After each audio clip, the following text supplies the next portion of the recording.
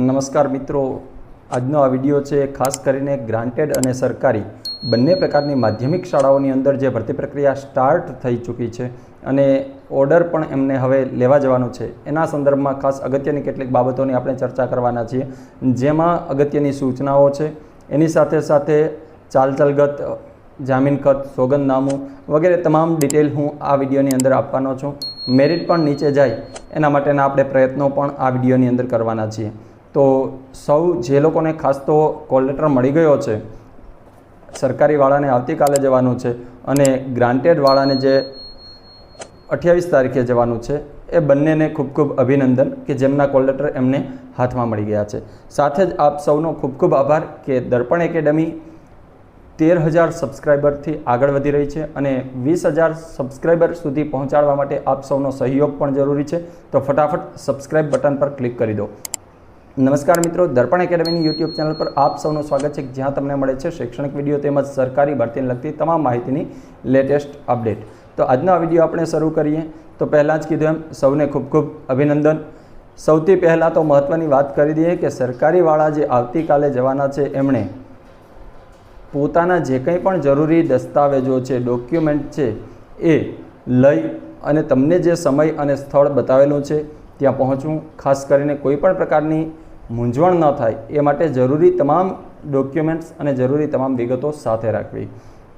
એવી જ રીતના ગ્રાન્ટેડમાં જે લોકો લાગેલા છે એમણે પણ ખાસ આ બાબતની કાળજી લેવી. ડોક્યુમેન્ટ્સ ખાસ તૈયાર ન હોય એ તૈયાર કરી લેવા. આપણે જોઈએ છીએ હમણાં સોગંદનામું, ચાલચલગત વગેરે જે કંઈ પણ ડોક્યુમેન્ટ્સ જરૂરી છે, અગત્યના દસ્તાવેજો, એની પણ આપણે ચર્ચા કરવાના છીએ.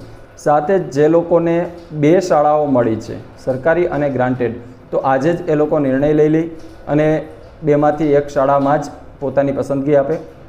ખાસ શાળાઓ ખાલી ન રહે અને આપણા ઉમેદવારોને નોકરી ના મળે, આ બંને બાબતની આપણે કાળજી રાખવાની છે કે આપણા મિત્રો જ આપણે જ્યાં સુધી નોકરી નથી મળી ત્યાં સુધી આપણી જે પરિસ્થિતિ હતી એવી જ આવનાર સમયમાં આપણા મિત્રોની ન થાય એ માટે થઈને સીટ ન બગાડો. હાયર સેકન્ડરીમાં લાગી ગયા છે એ લોકો ખાસ હવે ફરીથી કોઈ પણ પ્રકારના પ્રયોગો ન કરે, કેમ કે 2 લાખનો બોન્ડ ભરવો પડશે જો શાળા પસંદગી અને શાળા એલોકેટ થયા પછી જે હાજર નથી થતા એમણે, એટલે એ પણ કાળજી રાખવી. જે લોકોનું 6 થી 8માં કન્ફર્મ છે અને 6 થી 8માં જ જવા માંગે છે એવા ઉમેદવારો જો કોઈ હોય તો એમણે પણ અહીં હવે શાળામાં હાજર થવાની જરૂર નથી.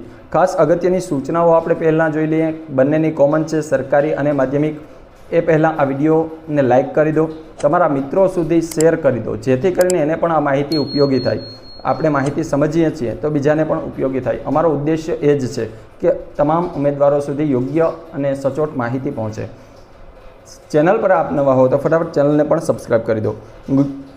સૂચનાઓ જે આપેલી છે બંનેની કોમન છે, એક સાથે લઈ લઉં છું. ગુજરાત રાજ્ય માધ્યમિક અને ઉચ્ચતર માધ્યમિક શિક્ષણ સ્ટાફ ભરતી પસંદગી સમિતિ ગાંધીનગર સરકારી અને બિનસરકારી અનુદાનિત માધ્યમિક શાળાઓમાં શિક્ષણ સહાયક ભરતી 2024 અન્વયે ફાઇનલ શાળા ફાળવણી થયેલ ઉમેદવારો માટે શાળા ફાળવણી પત્ર ડાઉનલોડ કરવા અંગેની સૂચનાઓ 22/7/2025નો છે આ પરિપત્ર, એ તમને ખબર છે. સરકારી અને બિનસરકારી આમાં જે અગત્યની બાબતો છે એને જ હું ક્લિયર કરીશ, બાકીનું ખાલી સંભળાવી દઈશ. એ પણ જરૂરી હશે એટલું જ. કેટેગરીની અંદર ઉપલબ્ધ જે કોઈ પણ શાળા ફાળવણી કરવામાં આવી છે મેરિટ કમ પ્રેફરન્સના ધોરણે એ 16/7/25ના રોજ કામચલાઉ ફાળવણી જાહેર કરવામાં આવી હતી અને એમાંથી જે લોકોએ હક જતો કર્યો મેરિટ કમ પ્રેફરન્સના ધોરણે જે લોકો આગળ આવ્યા અને હવે ઉપરની શાળાઓ, ફાઇનલ શાળાઓ જે લોકોને મળી છે એ 22/7ના રોજ આજરોજ પ્રસિદ્ધ કરવામાં આવેલી છે.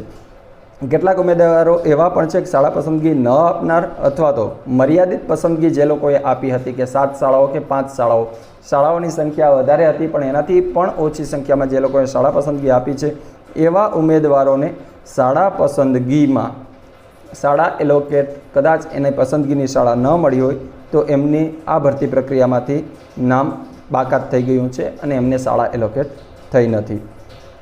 ત્યારબાદ છે સરકારી માધ્યમિક શાળાઓમાં શાળા ફાળવણી થયેલ ઉમેદવારો 22/7/2025 થી 24/7/2025 અને ગ્રાન્ટેડ બિનસરકારી એટલે કે અનુદાનિત માધ્યમિક શાળાઓમાં શાળા ફાળવણી થયેલ ઉમેદવારો જે છે એ 22/7/25થી લઈ અને 28/7/25 દરમિયાન ઓફિશિયલી વેબસાઇટ www.jcrc ની જે ઓફિશિયલી વેબસાઇટ છે ત્યાંથી આપણે આપણો જે વેબસાઇટ પર શાળા ફાળવણી લેટર મુકાયેલો છે એને ડાઉનલોડ કરી શકશો. ખાસ જ્યારે તમારે ઓર્ડર હાજર થવાનું છે. એટલે તમામ ઉમેદવારો સુધી આ માહિતી શેર કરી દેજો. ગ્રાન્ટેડમાં હોય કે ગવર્મેન્ટમાં કેટલાક સુધી માહિતી પહોંચે એ પહેલાં એને તૈયારી કરવી હોય તો એ તૈયારી કરી શકે. એના ભાગરૂપે અગત્યની તારીખો જે છે કોઈ પણ રીતે તમે વિડીયોના માધ્યમથી શેર કરો, ચાહે તમે મેસેજથી શેર કરો, પણ શેર કરી દેજો. કેવી રીતના તમારો જે કોલ લેટર છે ડાઉનલોડ કરવો, નિમણૂક પત્ર, શાળા ફાળવણી પત્ર, એ તમને ખ્યાલ હશે. અને નહીંતર પ્રેક્ટિકલ વિડીયો છે એનો આગળ હાયર સેકન્ડરી વખતનો મૂકેલો છે, એ જોઈ લેજો.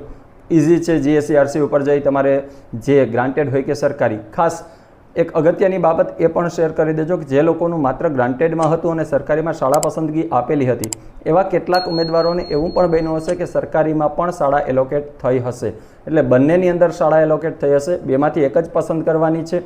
એટલે જોઈ લેવું એક વખત, તમારે પણ ચેક કરી જોવું જો તમે સરકારીની અંદર શાળા પસંદગી આપેલી છે તો, કે તમને સરકારીમાં ક્યાંક મળ્યું તો નથી ને, મેરિટ કમ પ્રેફરન્સના ધોરણે તમે ઉપર આવ્યા હો અને તમને પણ શાળા એલોકેટ થઈ હોય, એવું સરકારીની અંદર પણ બની શકે. એટલે એક વખત ચેક કરી લેવું, ભલે ન આવે તો એ આપણા નસીબ. એટલે ત્યાંથી તમારા જે ટાટના પાસવર્ડ ને ટાટનો સર્ટી નંબર એ બંને નાખી, જન્મ તારીખ નંબર નાખી અને તમે તમારો કોલ લેટર જે છે એ ડાઉનલોડ કરી શકશો. શાળા ફાળવણી થયેલ ઉમેદવારોએ શાળા ફાળવણી પત્રમાં દર્શાવ્યા સમય અને સ્થળે તારીખે ભલામણપત્ર, નિમણૂક પત્ર મેળવ્યાથી હાજર થવાનું રહેશે. બીજી કોઈ રીતે સૂચના આપશે નહીં. મેસેજ આવ્યો હોય તો એ પણ જોઈ લેવું. જિલ્લા કક્ષાએ સૂચવેલ સમય અને તારીખે ગેરહાજર ઉમેદવાર નિમણૂક માટે હકદાર રહેશે નહીં અને આ અંગે ઉમેદવારની લેખિત કે મૌખિક કોઈ પણ રજૂઆત ધ્યાન લેવામાં આવશે નહીં. એટલે ખાસ મિત્રો, જે હાયર સેકન્ડરીમાં લાગી ગયા છે એ તો નીકળી ગયા, પણ સેકન્ડરીની અંદર જે લાગેલા છે કે જેમને હવે જવાનું જ છે, એવા લોકો ખાસ સમય અને સ્થળે ત્યાં પહોંચી જવું.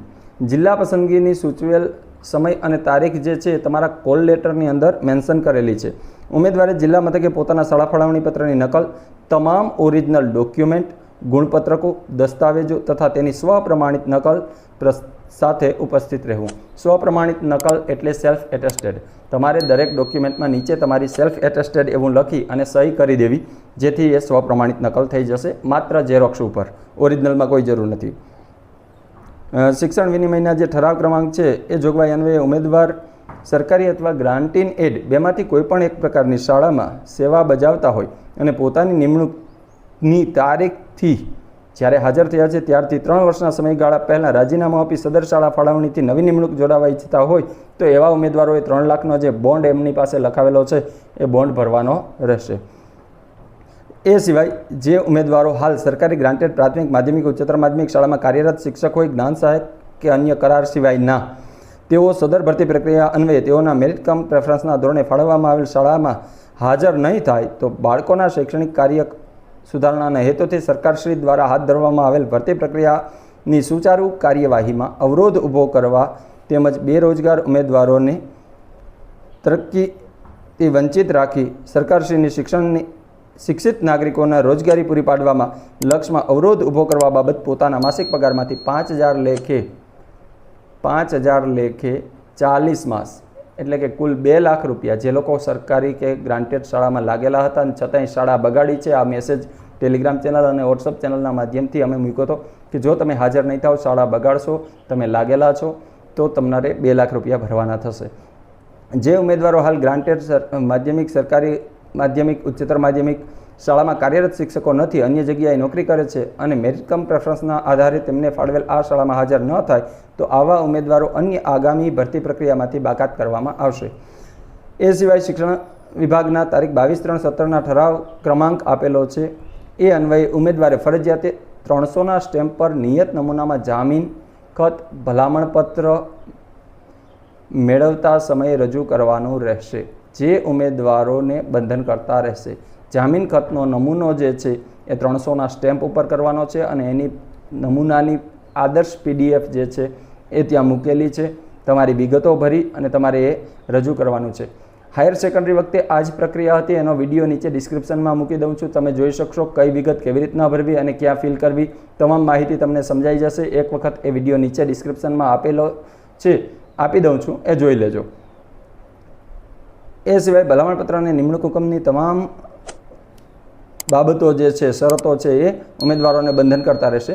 નિમણૂક હુકમ મેળવેલ અન્ય ઉમેદવારો પોતાના અસલ ગુણપત્રકો, પ્રમાણપત્રો ખરાઈ અર્થે સંબંધિત શાળામાં મંડળને 3 મહિના માટે જમા કરાવવાના રહેશે. તો જે લોકો ગ્રાન્ટેડમાં લાગ્યા છે એમણે શાળામાં જમા કરાવવાના રહેશે, બાકીનાને ડીઓએ ઓફિસે જમા કરાવવાના રહેશે સરકારીવાળાને. એટલે એ ત્યાંથી તમારા જે ડોક્યુમેન્ટ છે એનું વેરિફિકેશન થશે.